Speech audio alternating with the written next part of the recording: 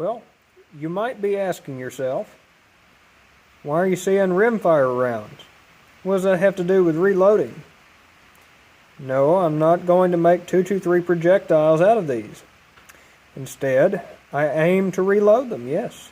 Heard me right. I aim to reload rimfire. Been talking to a company, 22LR Reloader, and I contacted the company, wanted to do a review on their product, and they said, well, wait until we get our new one out. We've got several reviews out on the old one, but if you'll wait for our match kit, there'll be more that's able to be done on the press. And so I wanted to talk a little bit about how I was going to reload 22 long rifle. Okay, so I'm going to start with 22 long rifle. How I aim to do this is to take these cases and run them through a wet tumbler. That'll clean the cases, hopefully remove any primer compound, and then they sell a resized die. And since I may use this in one of my auto loaders, or it'd probably be more likely used in my Henry lever gun, but either way, this brass was not all fired in the same gun, so it's not all fire formed to the same chamber. I'm going to resize it. So you'll run it through a resized die, which they make, and then you will they've got a it's a little brass primer packing tool, and the other end you use to scrape the primer compound out of the rim.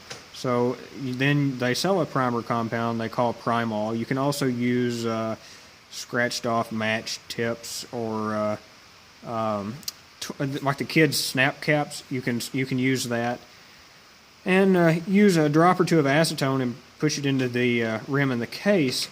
And then I've got some loading data, which I'll throw up on the screen, and shows what this can be loaded with. So far, I've only got data for the 22 long rifle.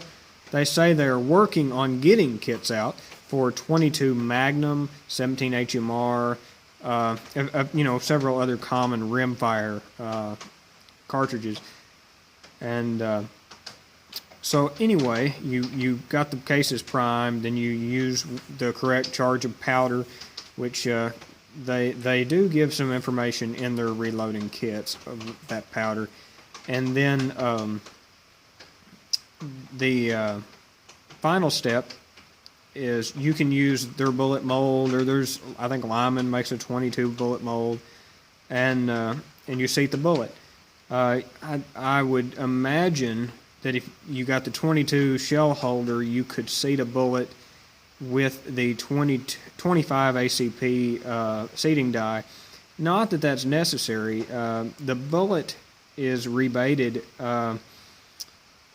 to fit into the case, so you should be able to seat it with your hand if you wanted to.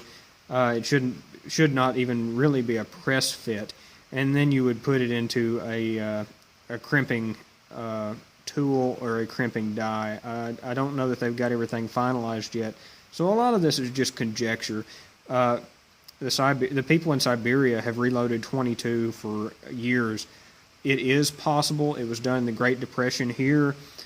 It's something that I don't think anyone would want to, load up 500 and just go plinking. I don't think that's what this is meant for, but I would like the ability to feed my rifles in case I cannot get 22 long rifle or another rimfire.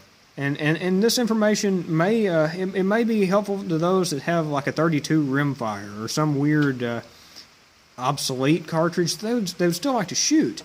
And so I don't know how much of this is directly translatable to that, but we'll see. So I'm just letting you know that I should have some reviews coming out for that fairly soon. I don't know if that'll be before SHOT or not, before SHOT Show in 2016. I don't know.